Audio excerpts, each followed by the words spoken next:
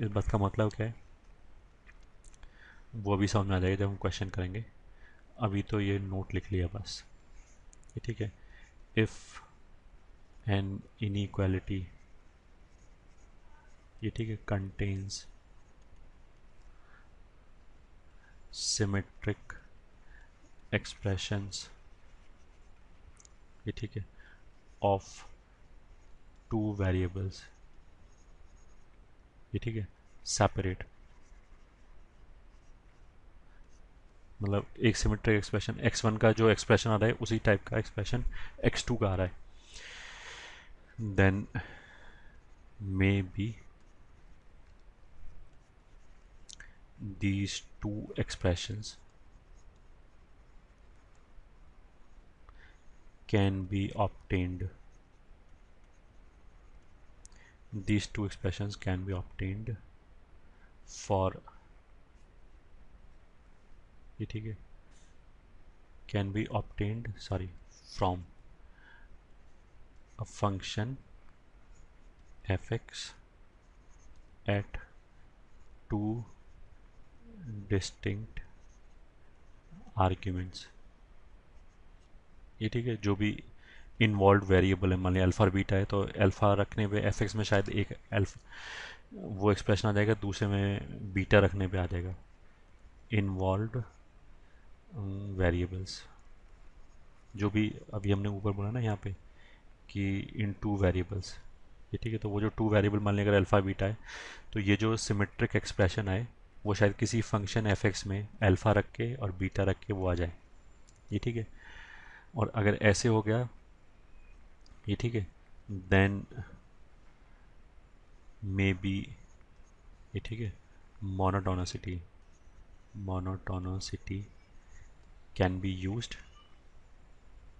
Can be used to introduce inequality, ठीक है। इसका एग्जैक्ट मतलब क्या है वो अभी भूल जाओ, अभी जब क्वेश्चन कराएंगे तो समझ में आ जाएगा। बस इसमें तो ये बोला कि मान लो कोई इनइक्वालिटी दे रखा है, उसमें हमें x1 से रिलेटेड एक्सप्रेशन दिखाई दिया और वैसे ही एक्सप्रेशन x2 में दिखाई दिया, दोनों उसी इनइक्वालिटी के अंदर है, तो मे बी वो जो x1 वाला एक्सप्रेशन है उसमें x1 को हटा के x लिखने पे जो फंक्शन आएगा, ये एक्सप्रेशन उस फंक्शन की वैल्यू हो जाएगा x1 पे, तो जो दूसरे वाला x2 वाला एक्सप्रेशन आएगा वो हो जाएगा उस फंक्शन की वैल्यू x2 पे, मे बी, ठीक है। तो दिस इज नथिंग बट ये लाइन ऑफ थिंकिंग वगैरह कि शायद ऐसे कुछ हेल्प हो जाए हमें, ठीक है। Now let's come to questions. First question में उसने क्या बोला कि if x1 is greater than x2 then prove that x1 minus this, ये ठीक है। तो सोल्यूशन वन, उसने क्या बोला कि x1 x2 से बड़ा है, ये ठीक है, देन प्रूव दैट कि x1 minus tan inverse x1, ये ठीक है, is greater than x2 minus tan inverse x2। तो जो अभी हम बात कर रहे थे वो बेसिकली इस एक्सप्रेशन की बात कर रहे थे, इसमें और इसमें क्या अंतर है, कुछ भी अंतर नहीं है, बस x1 की जगह x2 रख दी। तो अब इसको देख के मैंने अपनी तरफ से अज्यूम किया let F X is equal to X minus tan inverse x,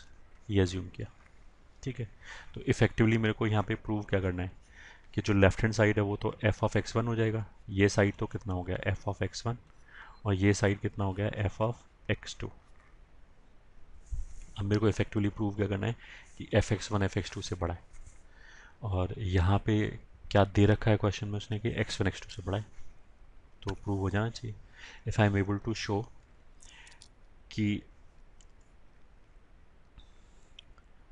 if I'm able to show that कि ये पॉजिटिव है, सॉरी कि एफ डैश एक्स अगर पॉजिटिव आ जाए तो उसका मतलब क्या है कि फंक्शन इंक्रीजिंग होगा, तो जहाँ पे एक्स की वैल्यू बढ़ी है वहाँ पे फंक्शन की वैल्यू बढ़ी आएगी, ये ठीक है। क्वेश्चन बस थोड़ा सा चेंज कर लिया, इसको ऐसे लिख लिया, if x one is greater than X two is greater than zero, मतलब एक्स वन एक्स टू दोनों पॉजिटिव हैं, तब हमें ये प्रूव करना है, ठीक है। ओके,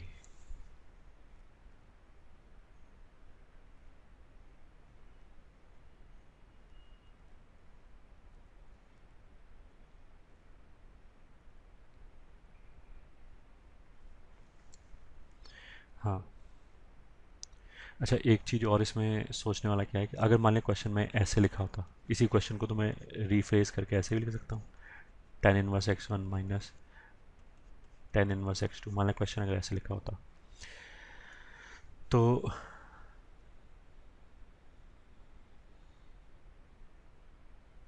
तो इसमें क्या होता है, इसमें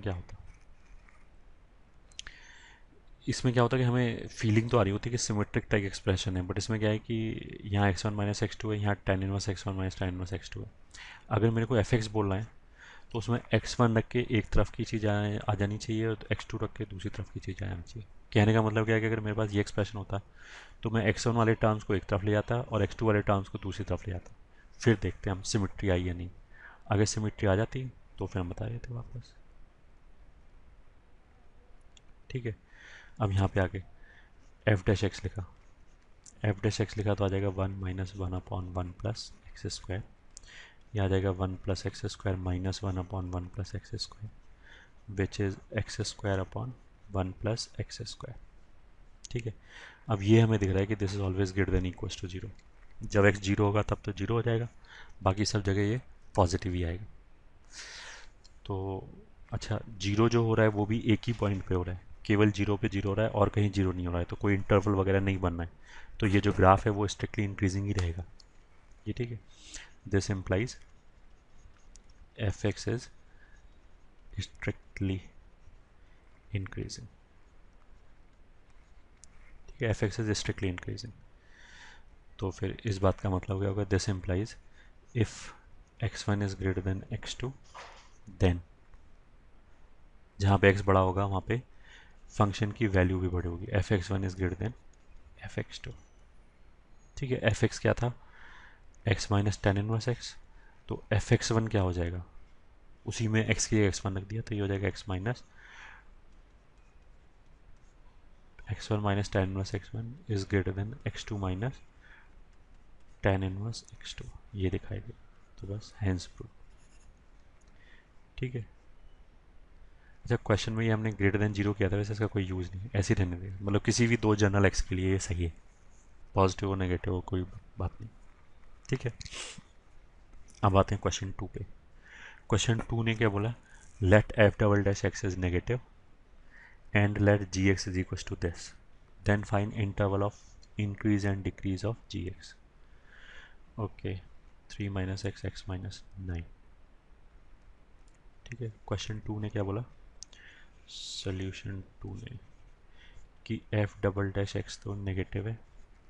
और फिर एक फंक्शन उसने जी एक्स दिया है, F of three minus x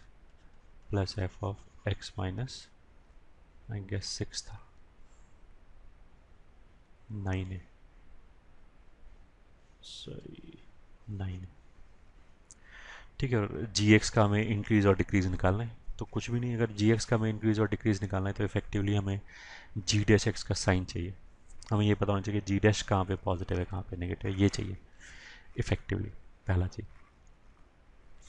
दूसरा एफ डबल डैश क्या है, एफ डबल डैश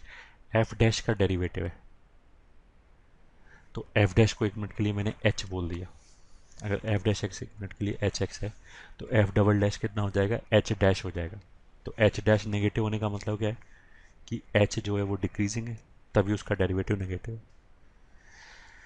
तो एच किसको बोला है हमने, एफ डैश एक्स को, तो मतलब F dash X is a decreasing function. ये ठीक है, स्ट्रिक्टली डिक्रीजिंग फंक्शन है।